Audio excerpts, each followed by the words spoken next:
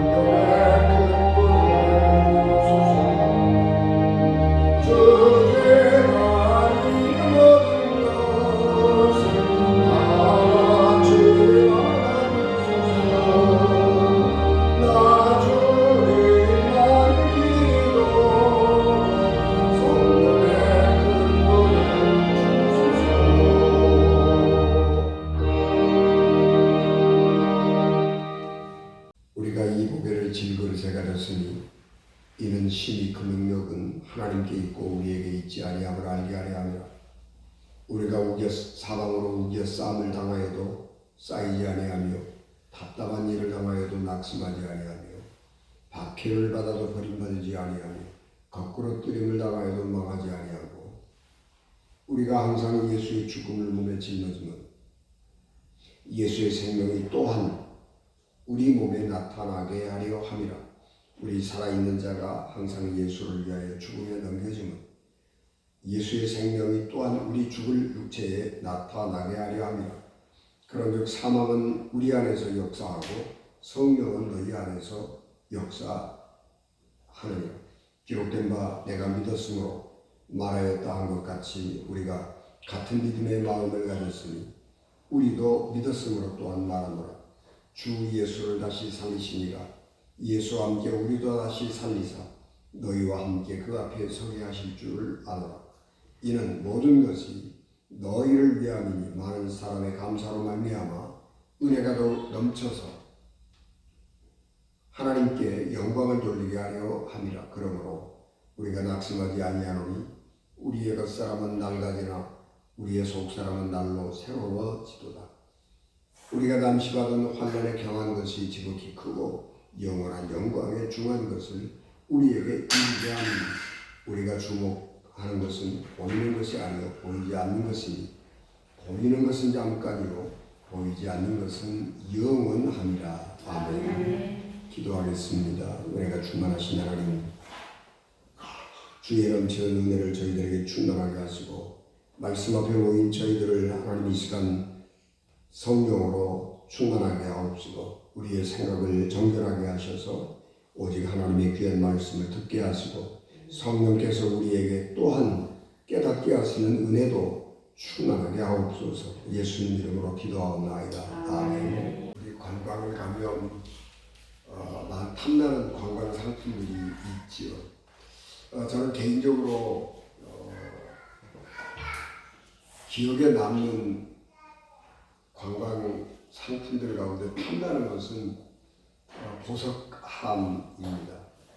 이탈리아에 가면 우리가 볼 수 없는, 우리나라에서 흔히 볼 수 없는 흑단 같은 나무들 있고요. 그리고 그 재질이 굉장히 단단한 나무들이 있습니다. 근데 우리나라에서 볼 수 없는 그런 재질이 단단한 흑단 나무들을 이용을 해서 아주 고급스럽게 장인이 잘 만든 그런 보석함인데 그 안에다가 또 이렇게 태엽을 감으면 아름다운 음악 소리가 나오는 장치를 이렇게 달아 놓는 아주 탐나는 물건이죠.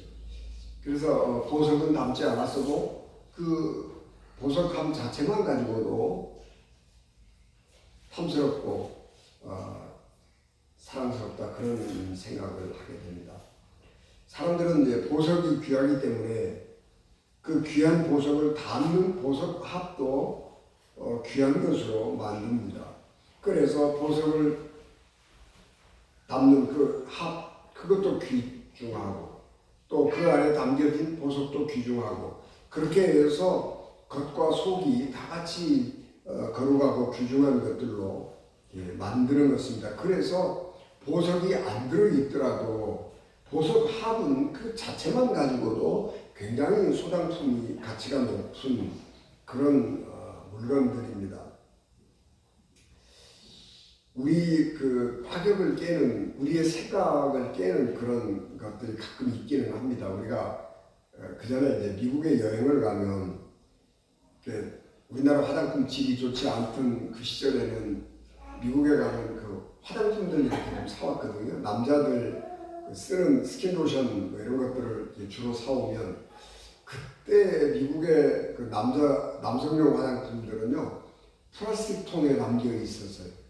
그래서 굉장히 실용적이고 가격도 저렴하고 그렇게 됐습니다. 그래서 참 화장품 상자 통이 굉장히 플라스틱으로 되어 있어서 실용적이다 뭐 그런 생각을 했습니다. 근데 어느 때부터인가 화장품 용기가 점점 고급스러워졌어요. 그래서 화장품 용기만 보면 이 화장품이 얼마나 비싼 화장품인가 그런 것들을 알게 되죠. 화장품 용기를 고급스럽게 비싸게 만드는 이유는 여성들이 거울 앞에다가 두고 항상 보는 거라는 말이죠. 우리가 사용하는 거는 하루에 한 번씩은 반드시 사용을 하지만 사용을 안 할 때라도 거울 앞에 장식으로 이렇게 있는 거예요. 그러니까 화장품이라고 하는 기능뿐만이 아니라 내 방 안을 꾸며주는 장식품, 소품의 역할을 하는 것이기 때문에 화장품 용기가 화려해지고 고급스러워지는 거예요. 그래서 그런 용기 하나만 있으면 그렇게 아주 고급스럽게 느껴지고 집안의 분위기가 달라지고 그렇게 만드는 것이고, 그래서 그런 작전들이 성공을 해서 이제 용기를 보면 이 화장품은 되게 비싼 화장품이겠다 그런 생각을 하게 되는 것입니다. 하나님께서 인간을 만드실 때에 우리가 생각하는 것처럼 그렇게 용기를 고급스럽게 만들지 않으셨습니다. 사람들은 그 물건 자체가 실용성이 있느냐 없느냐 그런 것을 따지기 전에 그 자체를 내가 보유하고 있다고 하는 것으로 가치를 높여주기 위해서 그 용기를 굉장히 화려하게 고급스럽게 만들지요. 그런데 하나님은 사람을 만드실 때에 사람을 만드는 재질을 화려하고 고급스러운 것으로 만들지 않았습니다. 지천에 널려있는 흙을 가지고 만드셨습니다. 그래서 흙을 가지고 하나님이 만드신 후에 코에다가 생기를 불어 넣으심으로 이 사람을 살아있는 영이 되도록 만드셨습니다. 이는 우리 인간의 그 피조물이라고 하는 것은 세상에 흔하디 흔한 물질로 만들어진 것이지만은 그렇기 때문에 겉보기에는 다른 동물들과 다른 피조물들과 차이가 없는 것입니다. 그런데 우리 인간을 하나님이 만드실 때는요, 하나님이 직접 노동을 하신 거예요. 하나님께서 흙을 빚어서 형상을 만들고 형상을 다 만든 다음에 하나님께서 그 만든 형상에 하나님의 하나님의 생기를 불어 넣으심으로 드디어 사람이 숨을 쉬고 생명이 되게 하셨습니다. 그러니까 여러분 우리가 이 땅에 존재하는 모든 생명체는 산소를 들이마시고 그리고 그것을 가지고 우리 생명의 활동에 쓰고 이산화탄소를 배출하는 거죠. 인간도 마찬가지로 산소를 호흡하고 이산화탄소를 배출하면서 그 과정에서 활력을 얻고 생기를 얻는 거죠. 그런 점에서는 똑같습니다. 그러니까 인간이나 다른 피조물이나 비슷하다, 똑같다 그렇게 생각을 합니다. 그래서 사람들이 요즘에 텔레비전 프로그램 보면 신문에도 보면 개는 위대하다 뭐 그런 프로그램들이 있어요. 그러니까 이 생명 작동 원리를 보면 비슷하고 우리가 하찮은 미물이라고 생각한 개들도 보면은 굉장히 좀 탁월한 면이 있어서 모든 개는 훌륭하다 그렇게 이름을 붙이고 프로그램을 진행을 하는 것입니다. 그런데 여러분 개는요 개인뿐이 사람하고는 다른 것입니다. 개는 하나님이 만드실 때에 하나님의 수고가 노동력이 들어가지 않았어요. 그러나 인간은 하나님의 노동력이 들어가 있고요. 하나님의 생명의 숨결이 우리 속에 있는 거예요. 그러니까 우리 껍데기, 우리 몸이라고 하는 것은 흙으로 만든 것이고 뭐 다른 피조물들과 구별이 안 되는 요소들이지만은 우리 속에 담겨 있는 내용물들은 정말 귀한 것입니다. 그래서 인간은 어떤 세상에 존재하는 생명들보다 귀한 것입니다. 사도 바울은 그래서 인간을 질그릇으로 비유합니다. 여러분 질그릇 그러면 질그릇은 투박하고 약해서 깨어지기 쉬운 그릇입니다. 옛날에 이 불을 다루는 기술이 발달하지 않았던 시절에는 이 도자기를 굽는 화덕의 온도가 높지 못했지요. 그러니까 진흙을 가지고 빚어서 햇볕에 말려서 불을 피워 달구어 가지고 단단하게 하는데 이 온도가 높지 않으니까 질그릇은 약한 온도에서 구워지는 것입니다. 뿐만 아니라 유약을 바르지 않아요. 그러니까 겉보기에도 투박할 뿐만 아니라 약해요. 요즘에는 불을 다루는 기술들이 굉장히 많이 발전했기 때문에 자기라고 그러죠. 자기는 온도가 1000도 이상 이렇게 올라가서 굽기 때문에 이게 물을 담아놔도 물이 새지 않는 거예요. 그래서 쇠처럼 단단하고 그 질들이 균일한 것입니다. 그런데 질그릇은 엉성해요. 그래서 보기에도 투박하고 또 조그만 자국에도 금방 깨어지기가 쉬운 것입니다. 그렇기 때문에 이 질그릇, 그렇게 말하면 질그릇은 무가치하고 약한 존재다, 그런 의미를 갖습니다. 사도 바울이 사람들을 질그릇이다 그렇게 비유를 하는 것은 우리가 우리 속에 가지고 있는 믿음의 고귀함에 비하면 우리의 육체라고 하는 것은 하달 것 없는 것이다 라고 하는 그런 문학적인 장치일 수도 있지만,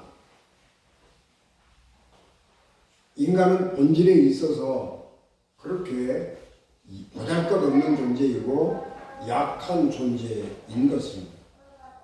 그런데 우리 속에 담겨 있는 하나님의 형상, 그리고 예수 그리스도께서 우리 속에 주신 하나님의 생명은 세상의 그 어떤 것보다 귀한 것입니다.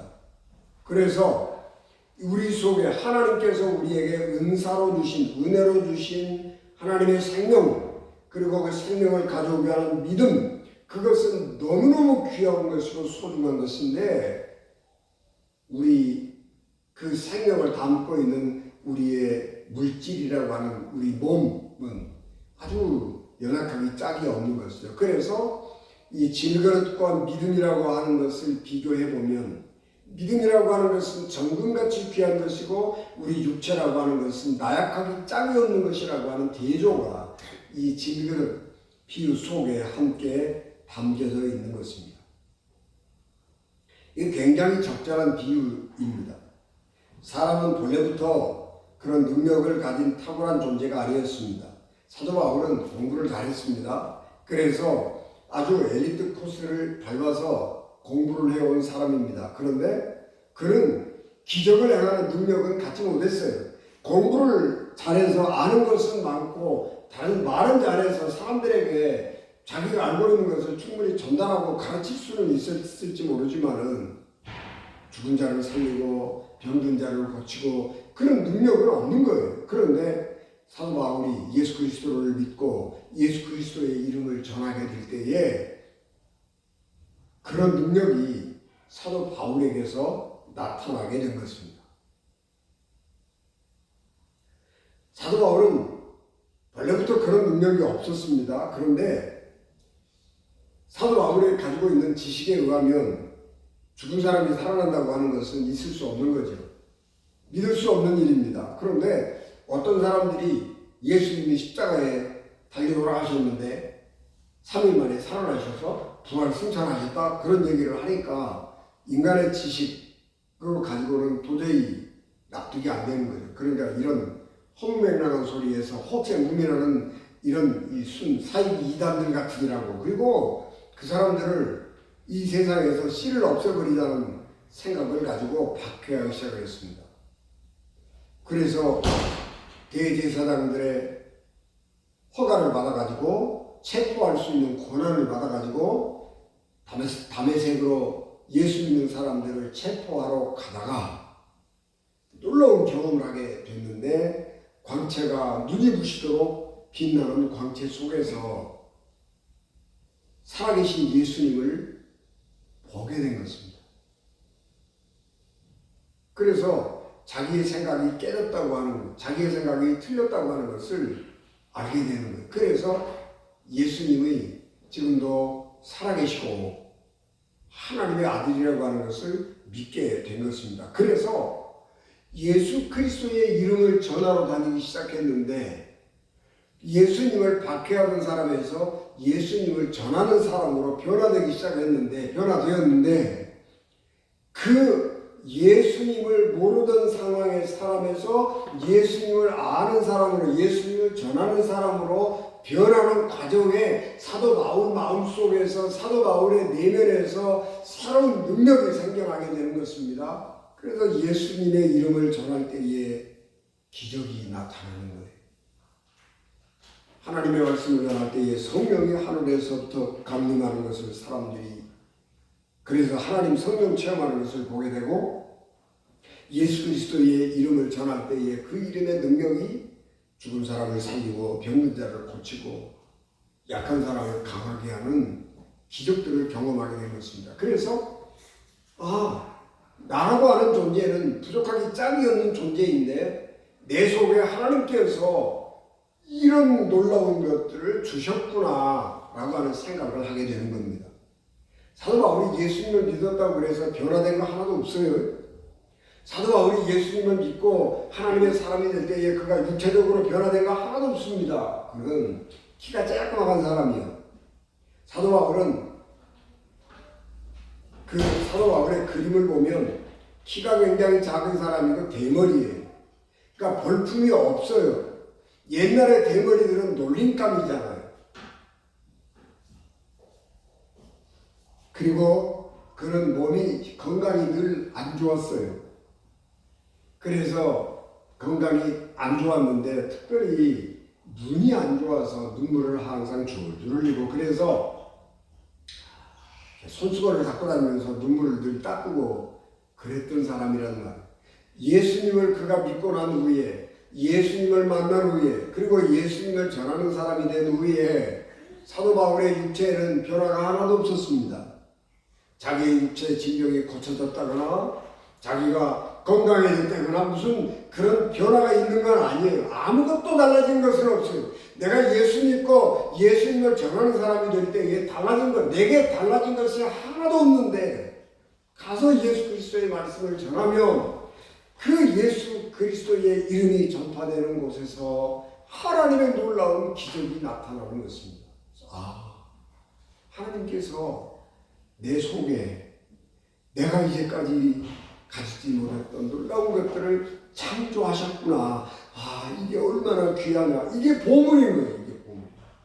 사도 바울이 어느 곳에 가든지 하나님의 사람으로 대접을 받을 수 있었던 것은 사도 바울의 외모가 탁월한 사람이기 때문이 아니라 복음을 전할 때 하나님이 함께 하셔서 그를 능력의 사람으로 만들었다라고 하는 데 있는 것입니다. 그래서 복음을 전하러 다니는 거예요. 근데 복음을 전하러 다니면 사람들이 저 양반 저 사람 참 대단한 사람이다 그러고 환영해주고 존대해주고 귀하게 여겨주고 그런 것이 아니고 좀 이상한 소리 하는 사람이다. 그리고 배관시하고 그 사람을 비난하고 핍박하는 거예요. 그래서 그런 대접을 받으면서 예수님을 전하고 싶은 마음이 없잖아요. 어디 가면 자기를 존대해 주는 것이 아니고 박해를 해요. 그런데 가서 그런 박해를 이기고 나가서 복음을 전하면 예수 그리스도의 이름이 전파될 때에 거기에 능력이 나타나고 생명이 역사하는 것을 봅니다. 그러니까 복음을 전하러 가지 않을 수가 없어요. 그래서 사도 바울은 사망은 우리 안에서 역사하고 생명은 너희 안에서 역사하느니라 그랬어요. 복음을 전하기 위해서 사도 바울은 고생고생해 가서 그 자리에 가서 복음을 전해요.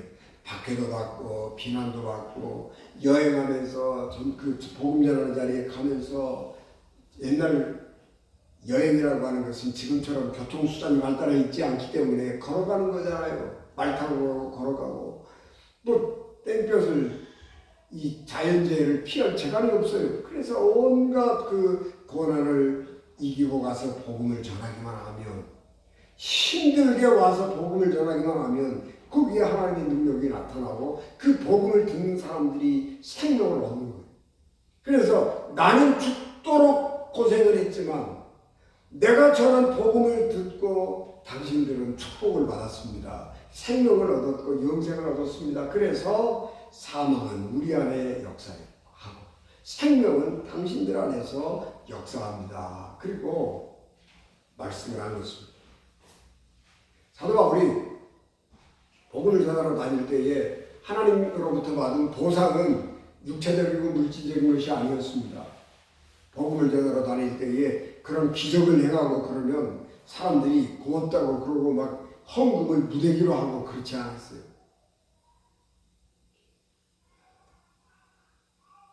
굉장히 기적을 행하는 놀라운 신적인 존재라고 생각하고 사도 바울을 존귀하게 여기지 않았어요.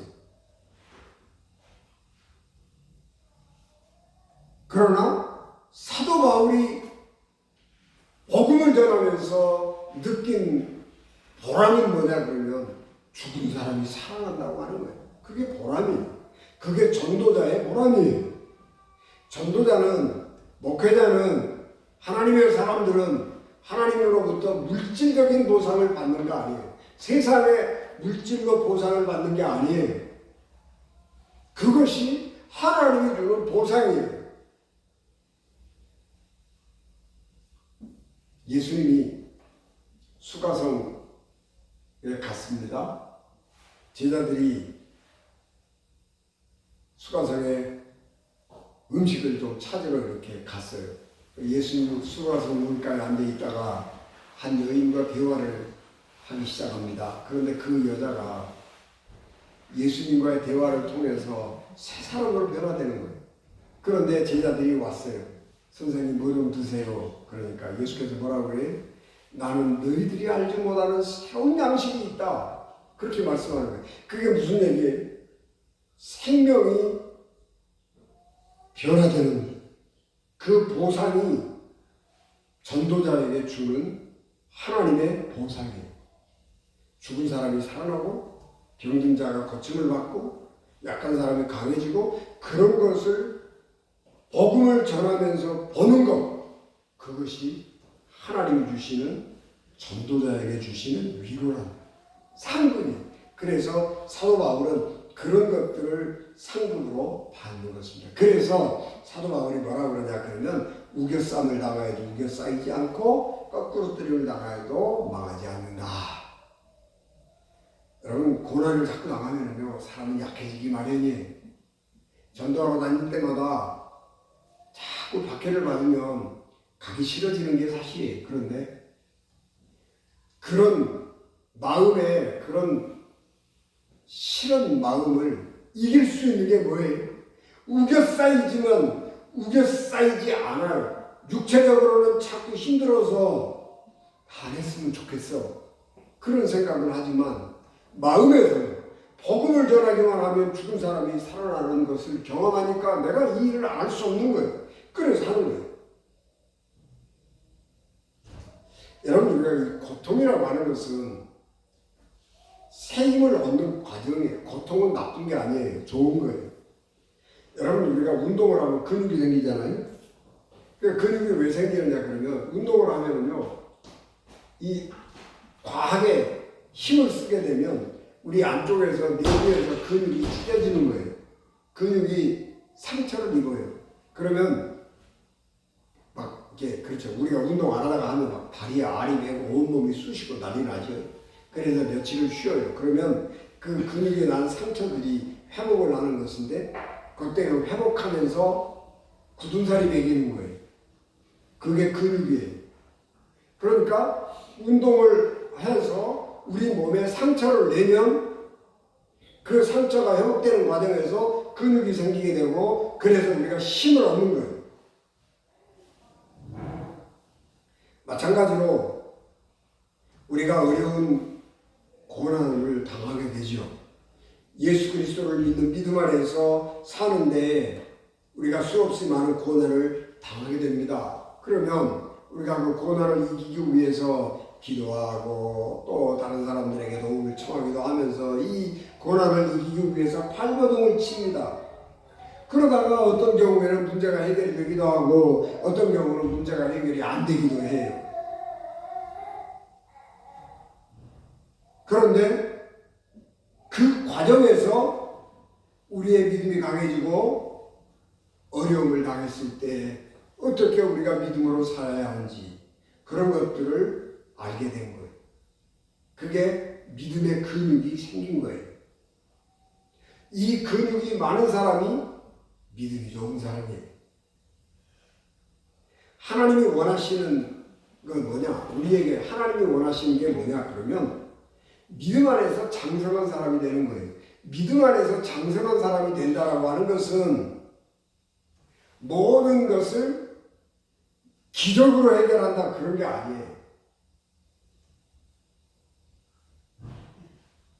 하나님의 사랑을 받은 사람은, 하나님의 능력을 받은 사람은 문제가 생기기만 하면 기적을 가지고 다 해결하고 그러면 얼마나 좋겠어요. 그런데 하나님은 그렇게 우리를 사용하지도 않고 우리에게 하나님은 그렇게 일하시지도 않는 것입니다.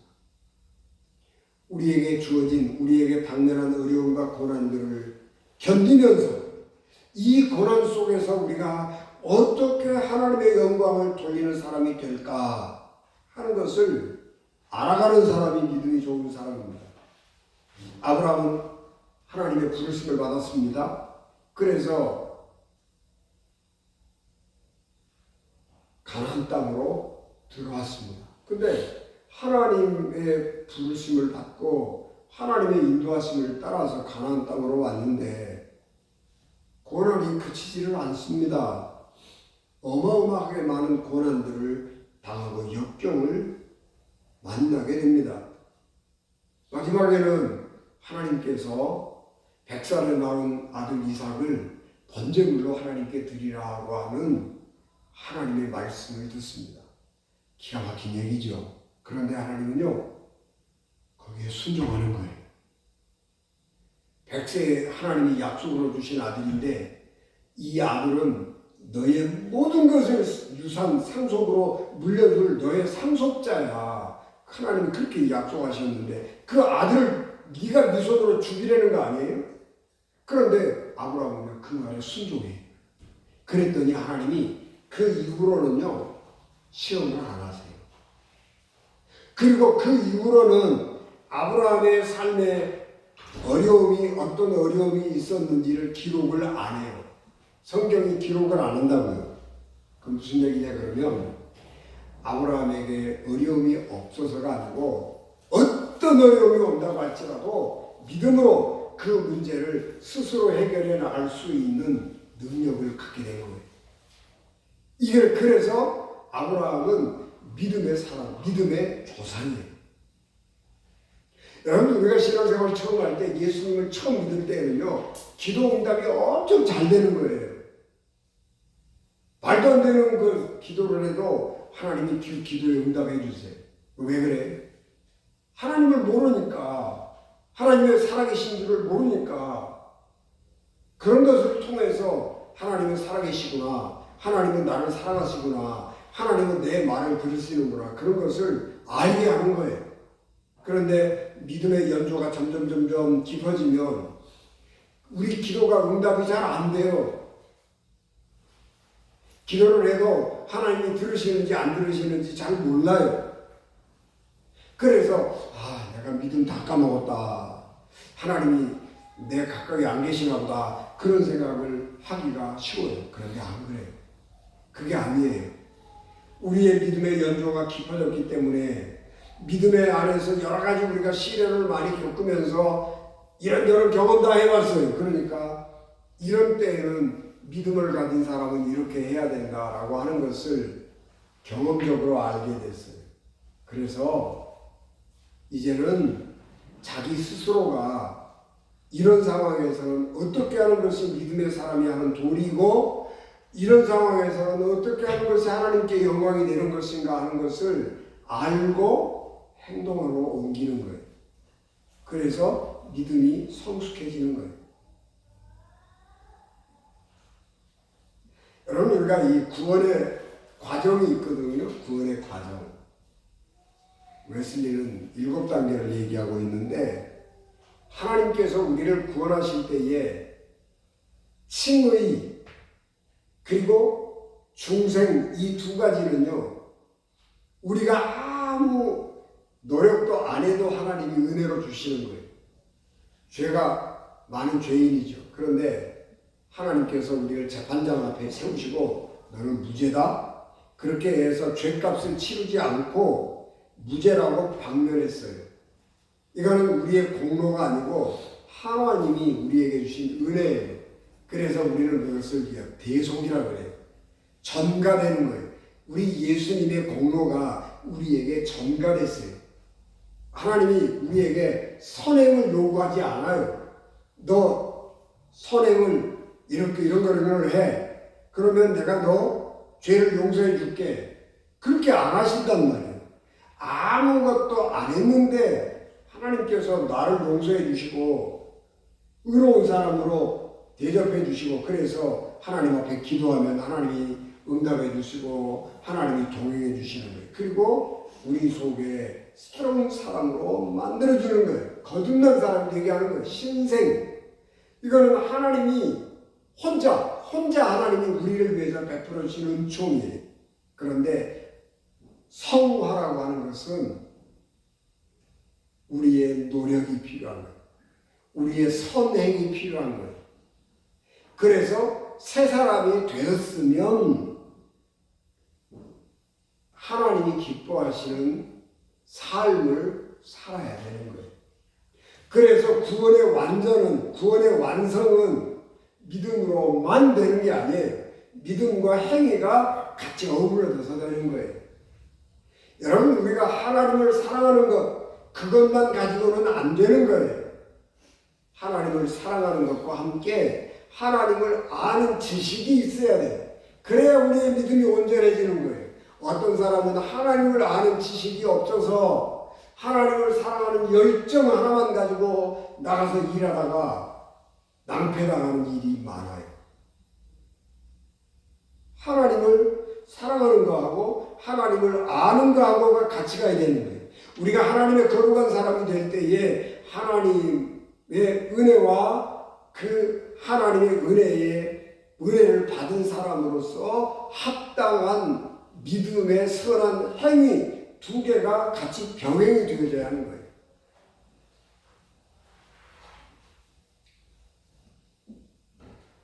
그래서 이 믿음이 성숙해졌다라고 하는 것은 이 두 가지가 되는 거예요.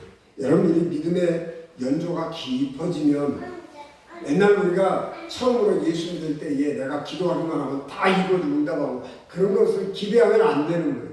이제는 내가 하나님의 사람으로서 어떻게 하나님의 영광을 돌리는 삶을 살아야 할 것인지를 생각하고 스스로 행동하고 결정하고 그런 사람이 되어야 하는 것입니다. 루터가 종교개혁을 했지요. 그래서 강조한 것이 뭐냐? 믿음으로, 오직 믿음으로, 오직 성경으로, 오직 은혜로 그렇게 했지요. 그런데 거기에 행동이 빠졌어요. 그래서 이 루터의 전통을 따르는 우리 개신교회는, 특별히 한국교회는 믿음으로만 구원 얻는다, 믿음으로만 구원 얻는다 그러고 가르쳤어요. 그래서 행동을 안 해요. 선한 행위를 안 해요. 실천을 안 해. 그래서 사람들한테 욕을 엄청 많이 먹어요. 예수 믿는 것들. 그리고 비난을 많이 받아요. 그래서 우리 한국교회가 사회의 신뢰가 떨어지는 거예요. 연조가 깊어지면 믿음에 걸맞는 선한 행위가 따라서 가야 하는 것입니다. 그래서 우리는 질그릇이 변화되지 않았어요. 질그릇이. 그런데 우리 속에 하나님이 창조하신 능력이 있어요. 믿음이 있어요. 그걸 우리가 가지고 사는 거예요. 겉보기에 우리는 예수 믿는 사람이 되어서 뭐가 달라진 게 하나도 없어요. 그런데 그 속에 다른 사람들이 알지 못하는 금보다 귀한 보배가, 믿음이 우리 속에 있는 겁니다. 그래서 우리는 세상 사람들처럼 보배를 담는, 보배 합을 고급스럽게 만든 게 아니고 질그릇으로 하나님이 똑같이 만들었어요. 그런데 그 질그릇 속에, 질그릇으로 만든 보배합 속에 하나님의 보배가 우리에게 있는 겁니다. 그것이 하나님의 능력이에요. 그래서 하나님은 평범한 사람들을 통해서 하나님의 역사를 이루어가고 하나님 나라를 확장하고 하나님의 구원 사역을 이루어가는 것입니다. 여러분, 우리가 전도자가 되었다고 그래서 무슨 예수 믿는 사람이 되었다고 그래서 갑자기 막 인격이 굉장히 고상하고 고미하고 높아지는 거 아니에요. 하나님의 일을 어마어마하게 크게 한 사람도 그 인격이 그렇게 탁월하지 못한 사람 많아요. 그러나 예수 그리스도의 이름이 전파되고 선포되는 곳에 성령의 역사하심으로 놀라운 일들이 나타나는 거예요. 하나님이 하시는 일이라고 하는 것입니다. 여러분, 그럴 때면 우리는 상황이 아무리 어려워도 믿음으로 기도하고 말씀으로 하나님의 지혜를 얻으면서 금보다 귀한 보배를 우리 속에 간직해서 우리가 하나님 앞에 아름다운 보배 합으로 인정받는 우리 은진가족 되시기를 주 예수 그리스도 이름으로 축복합니다. 기도하겠습니다. 은혜가 충만하신 아버지 하나님, 은혜를 저희들에게 충만하게 하시고 우리 속에 금보다 귀한 믿음 주시고 믿음의 능력을 주시고 우리 속에 하나님의 능력을 창조하옵소서. 그래서 참으로 하나님의 영을 얻게 하는 거룩한 사람들에게 축복해 주시기를 간절히 바라옵고 원하오며 예수님 이름으로 기도하옵나이다. 아멘.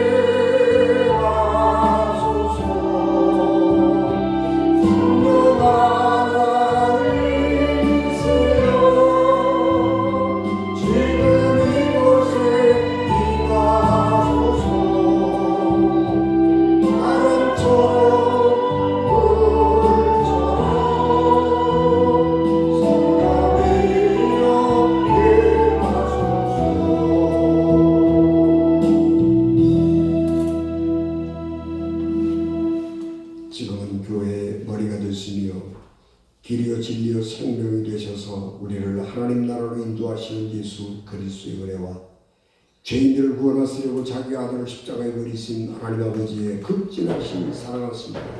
성령님의 감동 감화 역사 위로 교통이 되시고 났습니다. 피값으로 세우신 우리 은진 교회와 예배를 마치 돌아가는 사랑하는 성도들 심령과 가정과 기업과 자녀들 위해 지금부터 영원히 함께 하시기를 간절히 축원하옵나이다. 아멘.